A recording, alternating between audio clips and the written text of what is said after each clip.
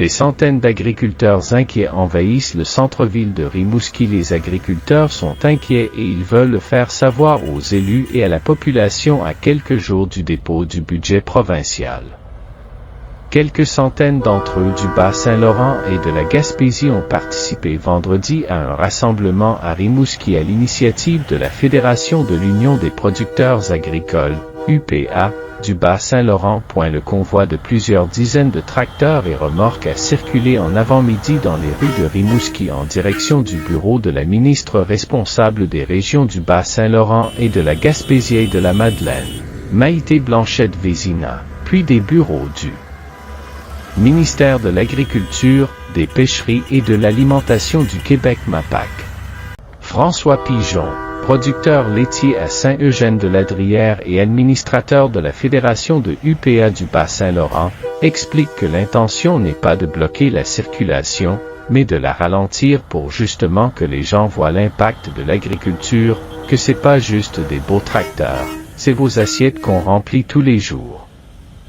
L'agriculteur ne cache pas que leur approche s'inspire de la colère agricole en France et en Europe. On ne veut pas faire de tapage aussi grave qu'en Europe, mais on veut quand même avoir un impact visuel. On veut que les autres régions nous suivent, emboîtent le pas, puis fassent un événement à chaque semaine. Début de la liste de 11 éléments. Passé la liste, les agriculteurs rencontrés dans le rassemblement réclamaient notamment l'aide de Québec pour faire face à l'importante chute de leurs revenus. L'agriculture, c'est quand même essentiel pour nourrir les gens du Québec. C'est ce qui nous manque au Québec, une vision agricole, puis un plan de développement, croit un manifestant. Dans le bovin de boucherie, on est obligé de cumuler 2 emplois, de travailler à l'extérieur de la ferme.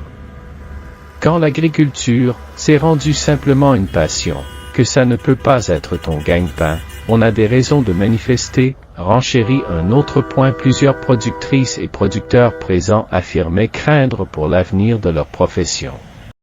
La situation est plus difficile que jamais malgré les apparences. Une citation de François Pigeon, producteur laitier à Saint-Eugène-de-Ladrière. On veut exprimer un peu le désarroi de bien des producteurs, explique François Pigeon. La majorité de nous autres, on a de la misère à rejoindre les deux bouts, on croule sous la paperasse, on croule sous la réglementation. On a un prix qui est pas juste pour nos produits. On veut sensibiliser la population à demander des politiques agricoles à nos gouvernements. Sylvain Harbour réclame également un meilleur soutien de l'État dans la crise actuelle des revenus. C'est du jamais vu depuis 1938. Ça ne cesse de jamais vu une crise comme ça dans l'agriculture. Habituellement, les revenus nets des producteurs sont environ de 10% de l'État dans la crise actuelle des revenus. C'est du jamais vu depuis 1938. Ça ne cesse de jamais vu une crise comme ça dans l'agriculture. Habituellement, les revenus nets des producteurs sont environ de 10%. En 2023, on parlait de 4,5%.